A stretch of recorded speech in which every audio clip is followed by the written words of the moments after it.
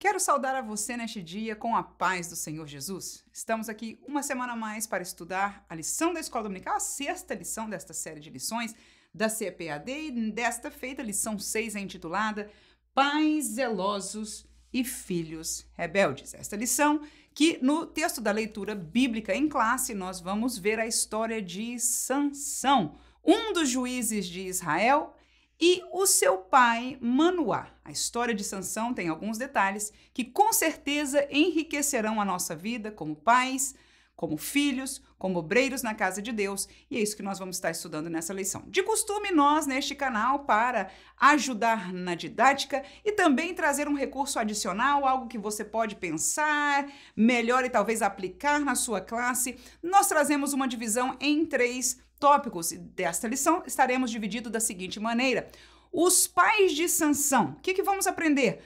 Olha que interessante, o testemunho das ações, das reações e das insinuações. Claro, um pouco se aprende da história de Manoá e de sua esposa, e muitas dessas coisas podem ser aplicadas na nossa realidade, no nosso dia a dia. Depois do segundo tópico, eu vou estar falando sobre a trajetória da formação de Sansão, aquilo que ele foi criado para ser, a decisão que ele fez na sua vida e o fruto que ele colheu pela sua decisão. E eu vou terminar com o terceiro e último tópico, onde nós vamos comentar sobre a derrocada de Sansão. O que é que aconteceu errado com este grande herói bíblico, este homem que desde o ventre da sua mãe foi chamado para ser nazireu de Deus, uma história fantástica, mas a pergunta é, aonde? Nós vamos mencionar 3 pontos e fica para nós desfrutarmos no último tópico desta lição. Queridos irmãos, se você é novo por aqui vos fala a professora Manuela Barros, e nós disponibilizamos o roteiro da lição na descrição deste vídeo e também no primeiro comentário, você pode baixar e usar à vontade. Portanto, vamos à nossa lição, pais zelosos e filhos rebeldes. Primeiro tópico, como dissemos, nós vamos falar sobre os pais de Sansão. Eu dividi este tópico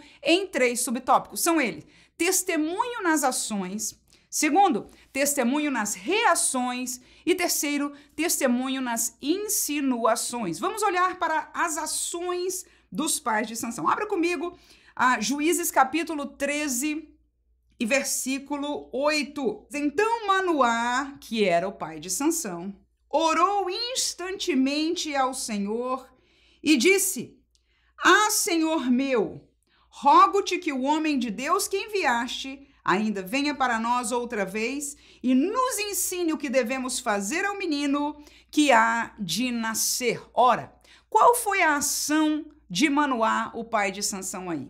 Somente para nos contextualizar, com certeza você já leu o texto da lição, e se você tiver um tempinho, por favor, leia o texto completo, da história de Sansão. Isso nos ajudará a ter um entendimento histórico. No entanto, por questão de tempo, nós vamos tratar destes versículos e destes assuntos dessa maneira. Portanto, no versículo 8, o pai de Manoá pede àquele homem que veio, que foi uma aparição angelical, que veio primeiro para sua esposa, dizendo que ela haveria de ter um filho, alguém que não tinha filhos, viria a ter um filho, de que esse filho tinha um chamado especial de Deus para ser nazireu. Ora, Manoá, quando escutou isso de sua esposa, veja a ação, e é isso que eu gostaria de nos chamar a atenção neste tópico. Ele pede ao Senhor, e diz aí, olha lá, ele orou instantemente.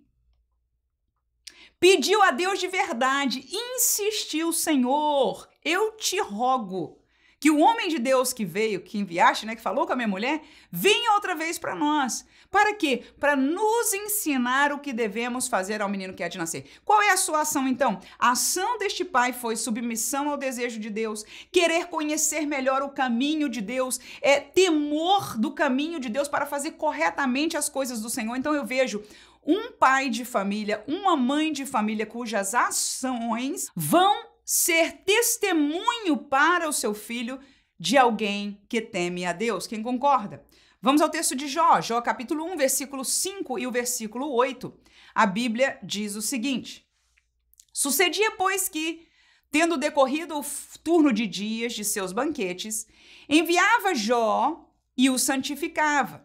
E se levantava de madrugada e oferecia holocausto segundo o número de todos eles, porque dizia Jó: porventura pecaram meus filhos e blasfemaram de Deus no seu coração. Então este texto de Jó nos lembra de que este patriarca, tendo seus filhos, vivendo uma vida normal, que talvez na cabeça dele não se lembrasse de Deus, ou em tudo não fossem fiéis ou temerosos a Deus, a palavra de Deus nos diz que Jó, né, depois das festas dos filhos, ele se levantava de madrugada e oferecia sacrifícios por cada um deles, ou seja, as suas obras mostravam duas coisas aí: alguém que temia a Deus e alguém que, como se diz, intercedia da maneira própria do Antigo Testamento, né, diante de Deus pelos seus filhos. Então, este é o testemunho que os seus filhos podiam ver no dia a dia que foram criados pelos seus pais. No contexto aí, você já vai entender, pela calamidade que aconteceu de Jó, que os filhos já eram adultos, sim ou não? Então, estes jovens daquela época tinham crescido vendo este testemunho de ações, de obras da parte de Jó para as suas vidas. Este é o primeiro testemunho que o pai de Sansão deu. Demos o exemplo de Jó e que nós podemos trazer às nossas vidas, a lembrança nos nossos alunos e, por que não dizer, começando em nossas vidas, de que a primeira maneira de testemunhar aquilo que nós somos é por aquilo que nós fazemos, mesmo diante de Deus em oração, mas aquilo que é visto, não é, diante dos homens também. Agora, a segunda maneira, olha que interessante, é o testemunho através das reações.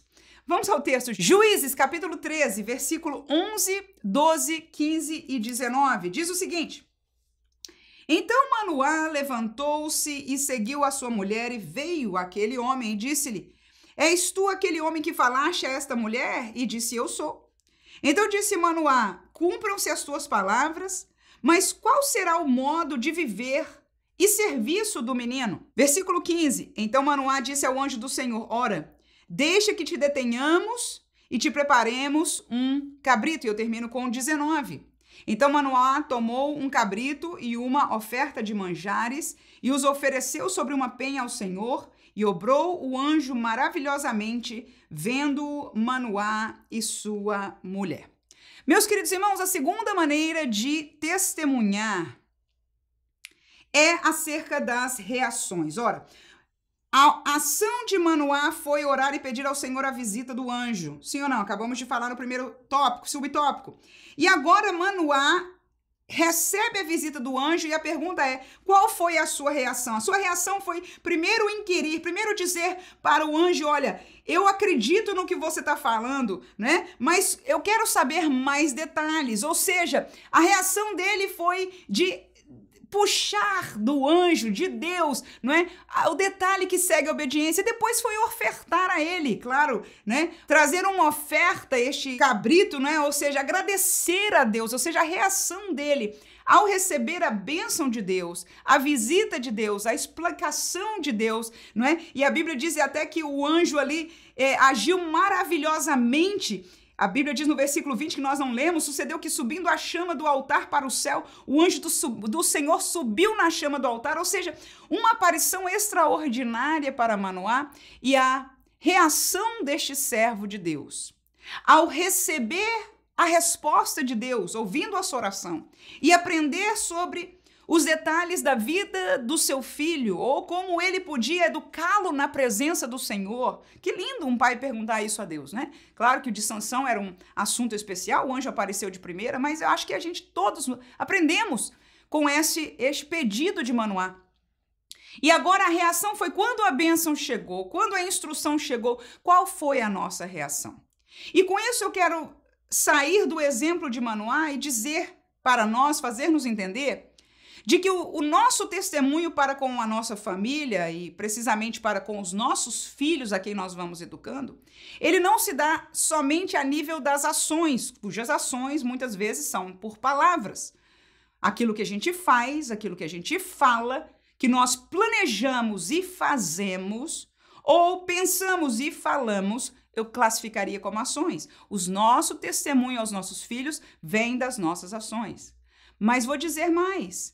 Vem muitas vezes mais explícito através das nossas reações. Como assim, irmã?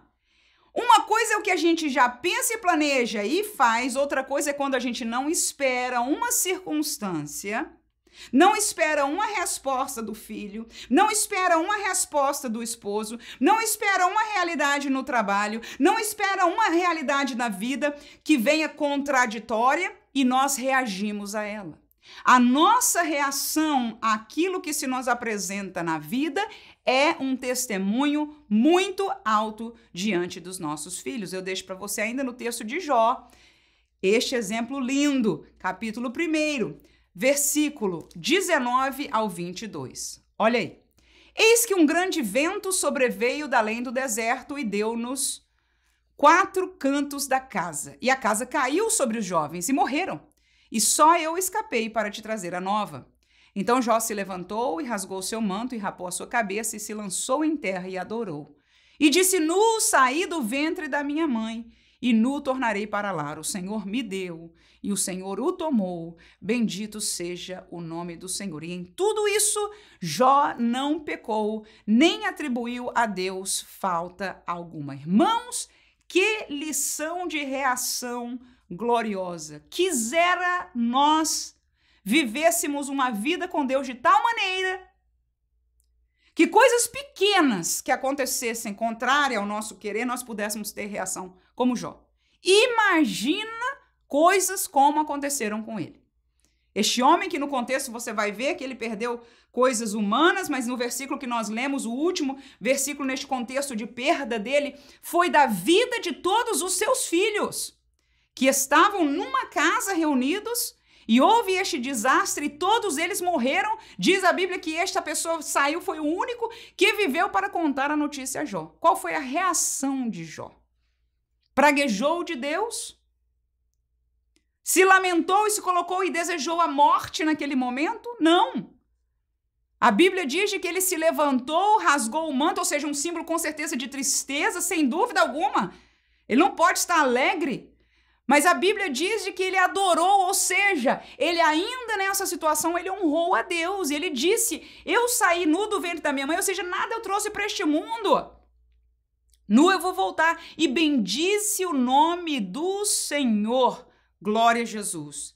Em tudo isso diz a palavra de Deus. Ele não pecou e não atribuiu a Deus, o Deus que permitiu, que nós sabemos, ele não sabia o que aconteceu. Deus não fez, mas Deus permitiu para dizer as hostes do mal, porque quando Satanás foi falar com Deus, eu e você conhece essa história, Jó não conhecia quando estava acontecendo, foi pedir, dizer, olha, ele é justo porque tu dás tudo para ele.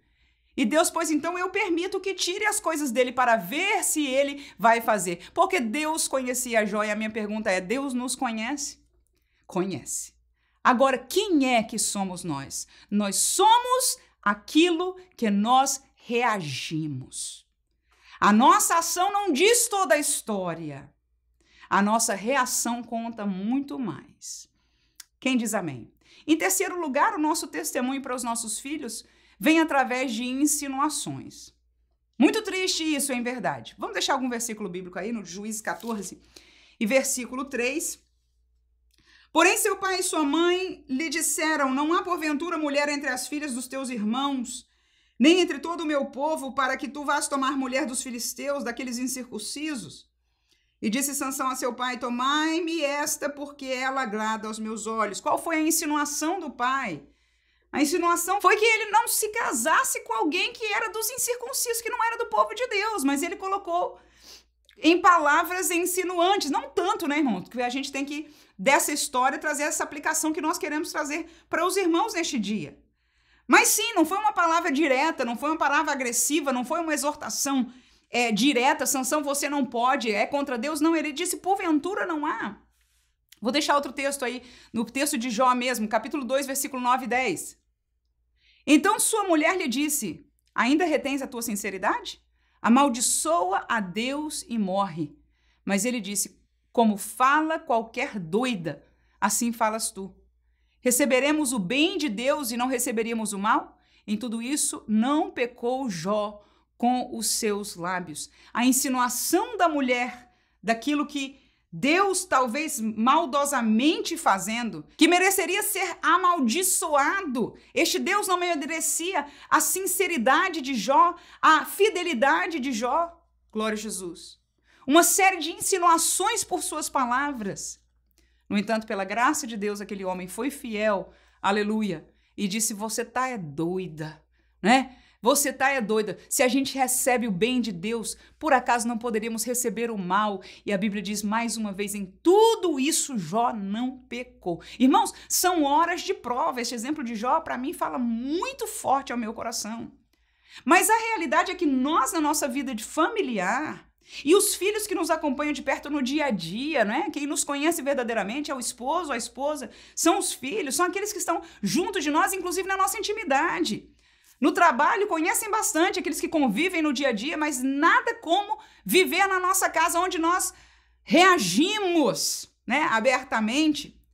E muitas vezes insinuações são feitas. Então, quando você está na mesa conversando com a sua esposa, com seu cônjuge, e os filhos estão na frente, você faz insinuações acerca do pastor, ou acerca de uma pessoa no seu trabalho, não é? Ou uma mãe puxa o filho à parte e insinua algo em relação ao seu pai. Irmãos, nós estamos ensinando aquilo que é contrário à palavra de Deus. Muitas vezes insinuações de fazer coisas que não são próprias, de sentimentos que não são próprios, não são divinos, porque se fosse não precisavam ser insinuados, né? Seriam abertamente falados, ensinados. Glória a Jesus.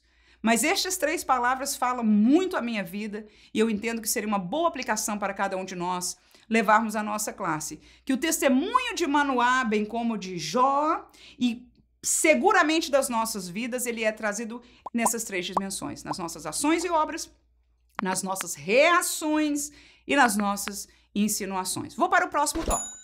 Trajetória da formação de Sansão. Primeiro, ele foi criado para ser fiel ao caminho. Segundo, ele decidiu trilhar o seu próprio caminho. E terceiro, ele colheu o fruto da escolha deste mau caminho. Ainda em Juízes capítulo 14, no versículo 3, mais uma vez leremos, diz o seguinte: porventura seu pai e sua mãe lhe disseram, não há porventura mulher entre as filhas de teus irmãos, nem entre todo o meu povo, para que tu vás tomar mulher dos filisteus, aqueles incircuncisos? E disse Sansão a seu pai, tomai-me esta, porque ela agrada aos meus olhos. Ora, o pai o criou para permanecer. A colocação do pai ele não deixou passar em branco. Quando Sansão foi lá dizer, eu quero me casar com aquela mulher, na cultura o pai precisava ir lá, não é, representando a família, tomá-la para ser esposa do seu filho e etc. Então ele foi na colocação. O pai podia ter se calado, o pai podia, né, ver que ele é um rapaz de Deus, que Deus tem negócio com ele, e se calado, não. Ele foi criado para ser fiel. O pai disse, isso que você está fazendo, insinuando ou diretamente, mas colocou claramente, né, irmãos? Eu e você entendemos claro, e nós entendemos que Sansão entendeu claro. Ele entendeu tão claro que ele deu a resposta decisiva para o pai, é o que nós vamos falar no próximo tópico, e está escrito aí. Então, ele foi criado para ser fiel. Vamos ver o que ele diz em Romanos capítulo 6. Versículo 2 e versículo 6 diz, de modo nenhum, nós que estamos mortos para o pecado, como viveremos ainda nele? Sabendo isso, que o nosso velho homem foi com ele crucificado, para que o corpo do pecado seja desfeito, a fim de que não sirvamos mais ao pecado. Portanto, quando Jesus nos trouxe para este caminho de salvação, ele nos deu poder, ele nos deu liberdade contra o pecado. O nosso velho homem foi crucificado com Cristo, ou seja, o homem que estava preso ao pecado, ele foi crucificado com Cristo, como diz aí, para que agora nós não sirvamos mais ele. Ou seja, a formação paternal de Deus em nossas vidas crentes foi para o caminho certo. Foi para um caminho livre de pecado. Foi para não voltar atrás aos caminhos de pecado que nós vivíamos. Esta é a forma. Nós fomos criados em Cristo para isso, pela palavra. Amém? Gálatas 2, versículo 5, a Bíblia diz, aos quais nem ainda por uma hora cedemos com sujeição, para que a verdade do evangelho permanecesse entre vós. Ou seja, Paulo aí fala de uma situação que ele não se submeteu a ela. Ele não se submeteu para coisas de homens, para mandamentos de homens, que segundo ele com a simples razão de que a verdade do evangelho, de que o caminho, aquele foi criado, aleluia, o leite puro, o caminho de Deus, a palavra do evangelho, a verdade do evangelho permanecesse entre nós. Então ele foi criado no evangelho para permanecer no evangelho. E para permanecer, ele diz aí neste contexto, que é bem interessante, ele diz: eu não me sujeitei às coisas que o homem demanda, porque muitas vezes, dentro do contexto da igreja, se levantam coisas que são humanas, infelizmente. E até, em verdade, contrárias à realidade do evangelho. Mas nós fomos criados por Deus e em Deus, através do Espírito em nossas vidas e desta palavra, que o Espírito nos alimenta dela, para permanecer, ou seja, criados para sermos fiéis ao caminho. Mas Sansão ele decidiu trilhar o seu próprio caminho. Este é um ponto enfatizado nesta lição. É o papel dos pais, nós já falamos, e se nós cuidarmos destes 3 pontos que nós falamos no primeiro tópico, caminharemos bem, sem dúvida alguma, quase em perfeição diante de Deus e da família. Mas a lição nos traz à tona de que nós não somos responsáveis pelas decisões dos nossos filhos. Nós somos responsáveis, como dissemos aqui, pelo testemunho que nós damos a ele. Ações, reações e insinuações. Amém? Mas a decisão é de cada um e vale-nos, numa aplicação aqui da palavra de Deus, entender que este Deus age desta maneira com todos os indivíduos. Deus dá liberdade a todo indivíduo de escolha. Escolhe o caminho de Deus quem quer. Permanece no caminho de Deus quem decide permanecer. Assim como de pais para filhos, nós educamos, estão na nossa casa, nós cobramos, nós exortamos, às vezes castigamos, que a Bíblia nos orienta a fazer. Nós fazemos tudo possível, mais do que tudo, devemos testemunhar por nossas vidas. No entanto, nenhum de nós pode decidir pelos nossos filhos. E Sansão, infelizmente, decidiu o seu próprio caminho. No texto que a gente leu, ele diz: traz a mulher porque é essa que eu quero, que me agradou. Mas vamos ler mais um texto aí, mais outra realidade, outro caso na vida dele, de que ele tomou decisões que não deveria.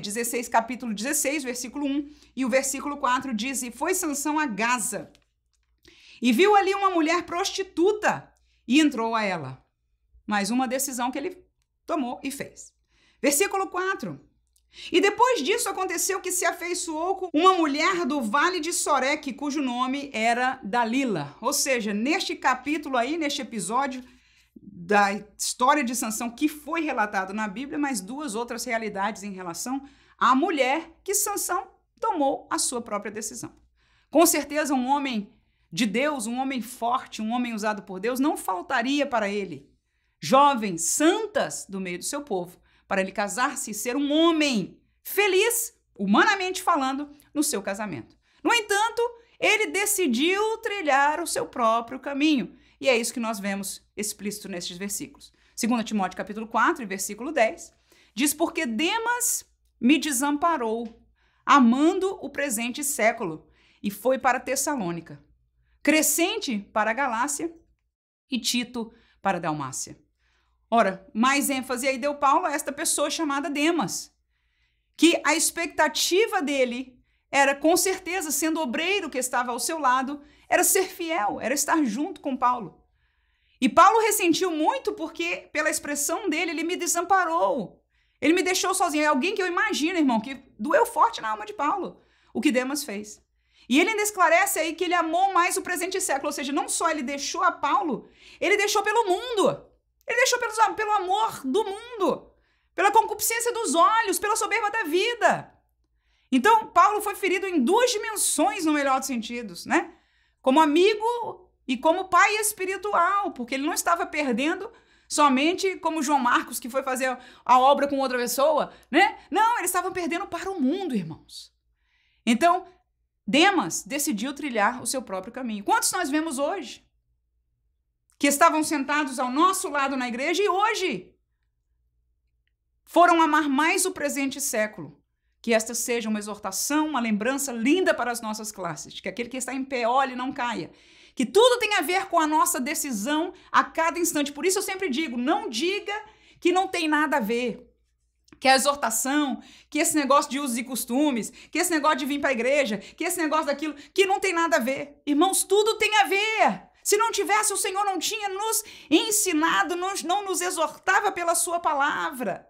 Porque o que acontece é que quando os nossos olhos se abrem para o presente século, como os olhos de Eva se abriram para aquela fruto, mas não é só o que ela vê, é que há uma mensagem subliminar pela sociedade, pela propaganda, não é? E naquele tempo de Eva, diretamente pela serpente, o diabo, que vai vender um outro produto no nosso ouvido. E muitos, como Demas, o seu coração foi embora atrás daquilo. Meu Deus, e já não estão mais. Decidiram seu próprio caminho e, infelizmente, nossos filhos têm o direito dessa decisão. E Sansão, o que mais? Colheu o fruto da escolha, porque aquilo que a gente decide na nossa vida, né? Isso é uma lei bíblica, divina. O que o homem plantar, isto mesmo, ceifará. Acontece na natureza, acontece a nível espiritual, conforme nós aprendemos na palavra de Deus. Juízes capítulo 16, ainda versículo 20 e 21, a Bíblia diz: E disse ela, os filisteus vêm sobre ti, Sansão.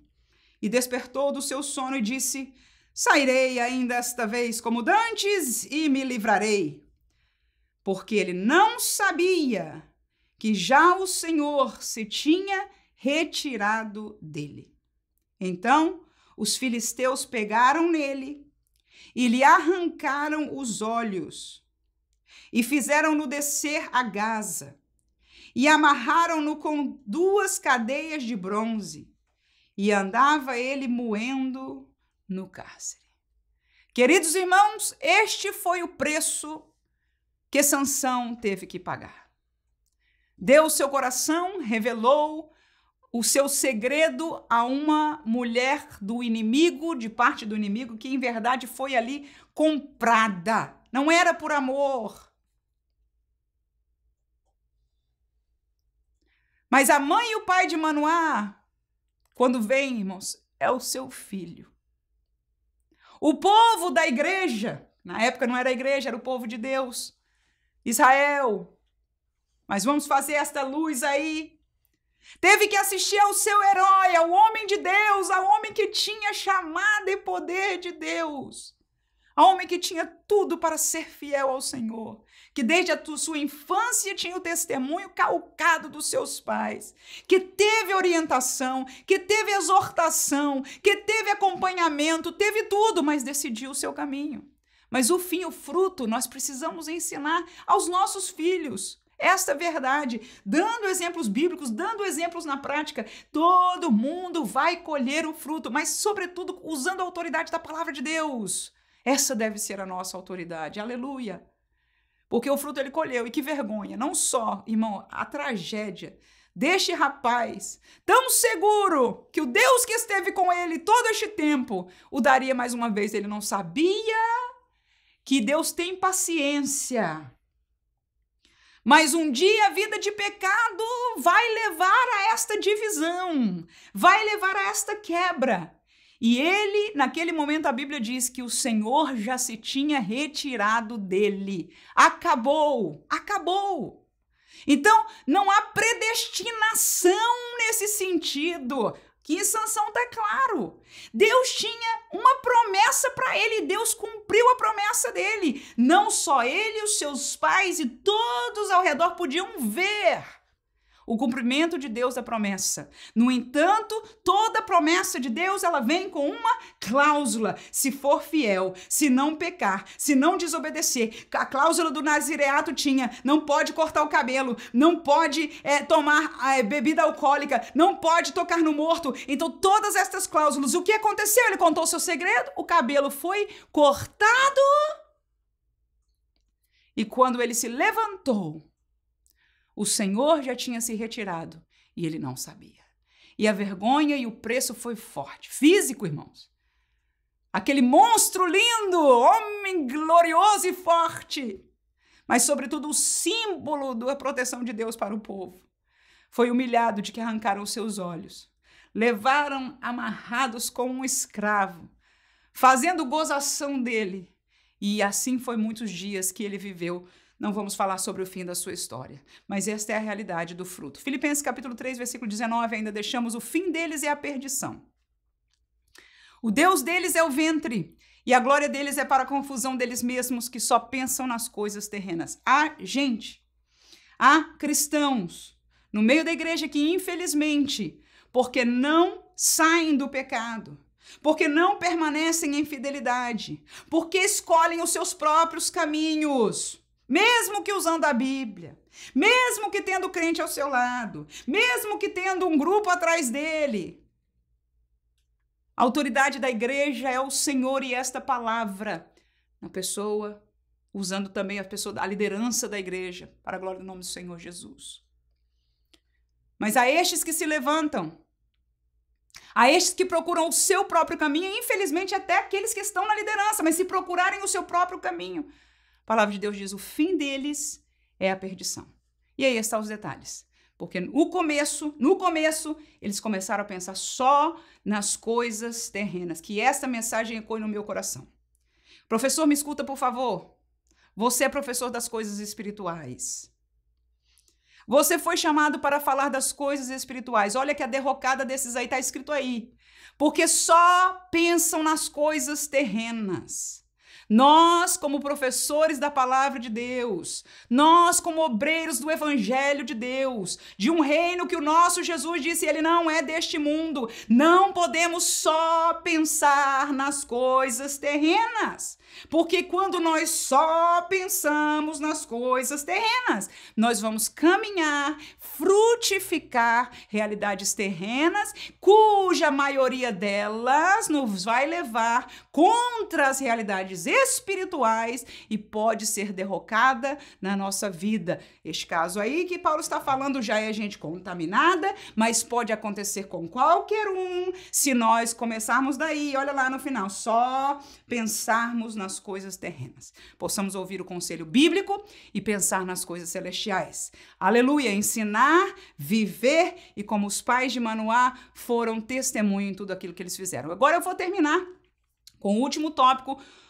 uma aplicação triste, né, mas muito própria para nós, quando nós vamos falar sobre o que aconteceu com Sansão, qual foi a derrocada dele, aonde ele errou. Para além daquilo que a gente vê pela superfície da carnalidade, foi atrás de mulher, há algo maior e eu vou compartilhar com você. Mas antes disso, eu te chamo a participar da meu newsletter da equipe do Simply Pentecostal, que nós lançamos um por mês, onde nós trazemos um artigo para a liderança, colocamos aquilo que nós estamos trabalhando, seja pelo YouTube ou fora dele. Então, estamos caminhando, trabalhando para o Senhor Jesus e para você estar ligado e sabendo daquilo que nós estamos fazendo para a glória de Jesus e talvez até tomar parte disso. Assina lá, faz parte do nosso newsletter, o link está na descrição para você recebê-la a cada mês. A segunda newsletter está para ser enviada a qualquer momento. E também te convido mais uma vez para fazer parte do nosso devocional diário. Vamos deixar o link para você também na descrição, que é ali onde nós nos alimentamos e aprendemos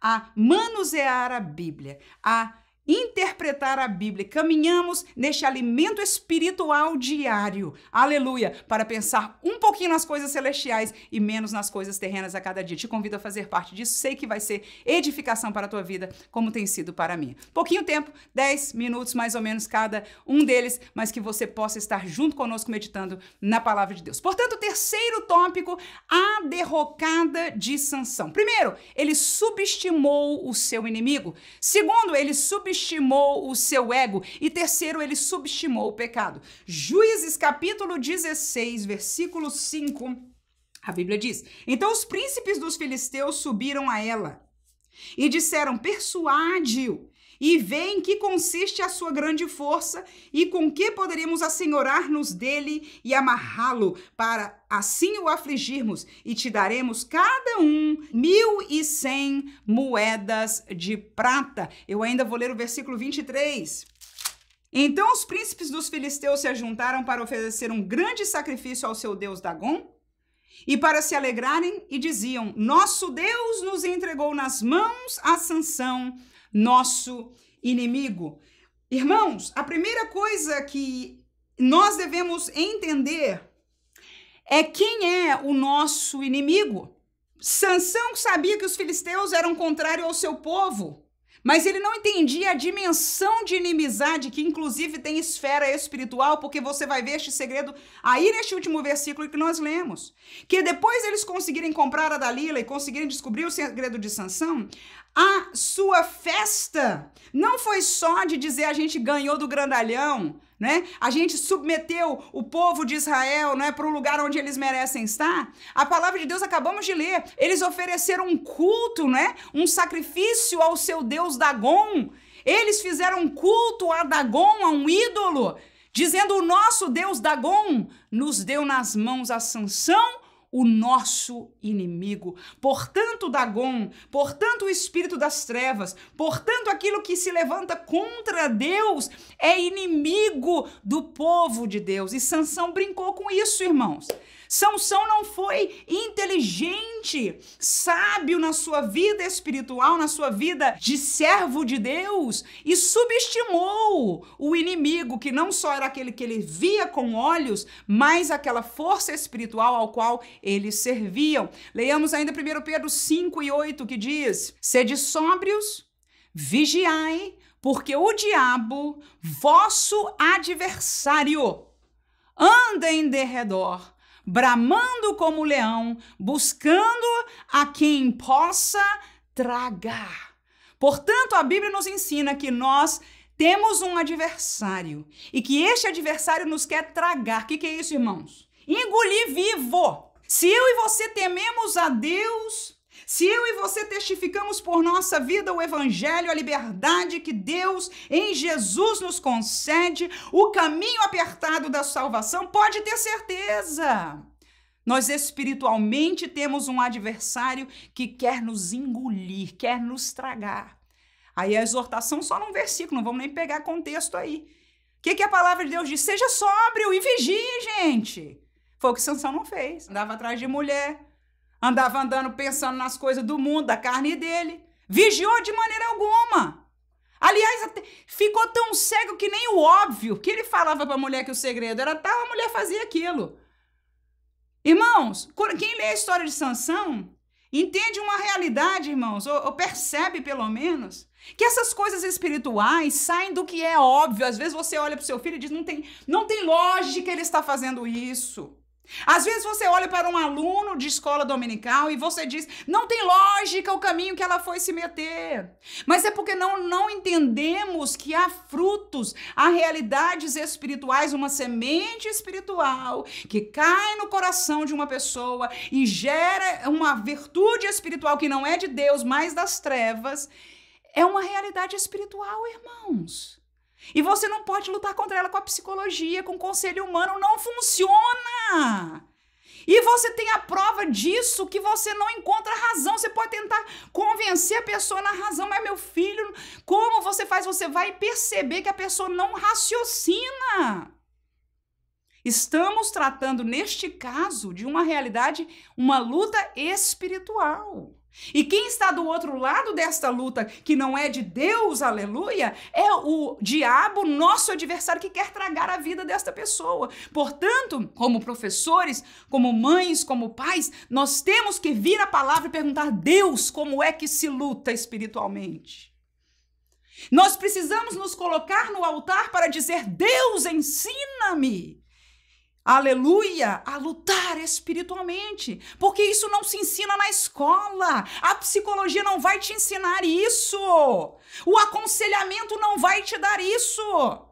É poder de Deus e da palavra de Deus. Então, Sansão subestimou o inimigo. Ainda vou terminar, deixar um versículozinho aí para você, 2 Coríntios 11:3, que diz: eu temo que assim como a serpente, olha ela aí de novo, enganou a Eva com a sua astúcia, Assim também sejam de alguma sorte corrompidos os vossos sentidos e que se apartem da simplicidade que há em Cristo. Subestimou o inimigo. Eva foi enganada com a astúcia de Satanás. Mas Paulo aí está dizendo, eu estou com medo, estou temeroso de que vocês também sejam, pela mesma astúcia, enganados e saiam da simplicidade que há em Cristo. E hoje nós perguntamos, nas igrejas que estão principalmente crescendo, nos grandes centros, aonde está a simplicidade em Cristo da igreja?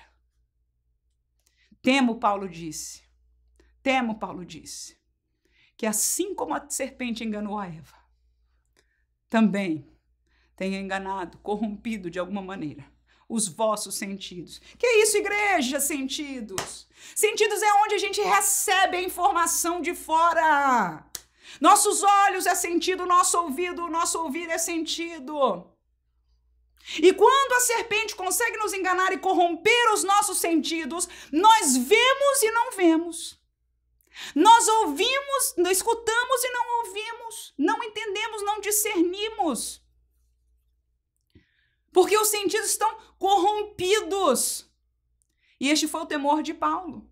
E você vai olhar um mundo de crentes agora completamente atrás de outros evangelhos, de outras realidades que não são da simplicidade que é em Cristo Jesus, e você pergunta onde que isso aconteceu. Foi o engano do inimigo, então nós não podemos subestimar o inimigo. Alguém diz, irmã, não existe Satanás, não existe... Claro que existe! Não só porque a Bíblia afirma, nós vemos a sua atuação e, infelizmente, até dentro da igreja nós vemos a destruição. Olha aí Paulo naquele tempo falando isso, irmãos, por favor. Que essa exortação possa calar ao nosso coração como obreiros na casa de Deus, como professores de escola dominical, a não subestimar. Em primeiro, tem que agir na gente. O inimigo que vem contra a nossa vida, para tragar mesmo, para acabar de tirar da posição que Deus te deu. Que vem contra os seus alunos, contra os seus filhos. Não subestimemos ele, porque ele tem astúcia, tem operação, mas vamos nos escudar, aleluia, na palavra e no poder de Deus. Também Sansão subestimou o seu ego. 16 e versículo 20. E disse ela, os filisteus vêm sobre ti. Sansão despertou do sono e disse, eu vou sair mais uma vez como antes. Subestimou. O ego estava lá em cima.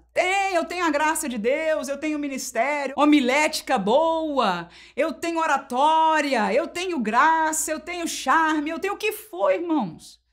E às vezes a gente subestima, pensa que isso não, a gente não fala isso com todas as palavras, né? Não quer se colocar ou se enxergar como uma pessoa que não seja humilde. Botamos uma placa de humildade, uma capa de humildade. E, na verdade, o que nós estamos fazendo é subestimar o nosso ego, porque o monstrinho de dentro vai ter sempre a tendência de crescer.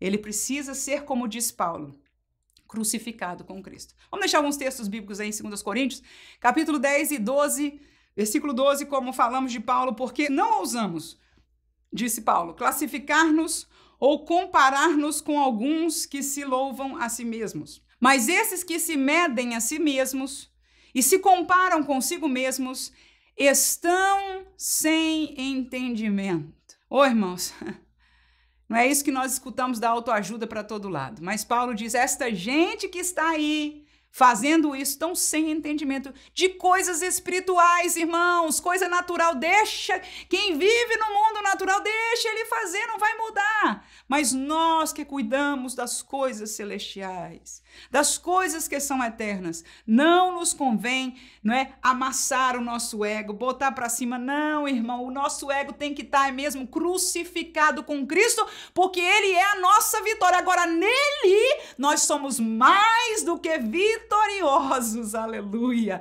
Glória a Jesus. Deixa eu ainda Provérbios 16 e versículo 18. A soberba precede a ruína e a altivez do espírito precede a queda.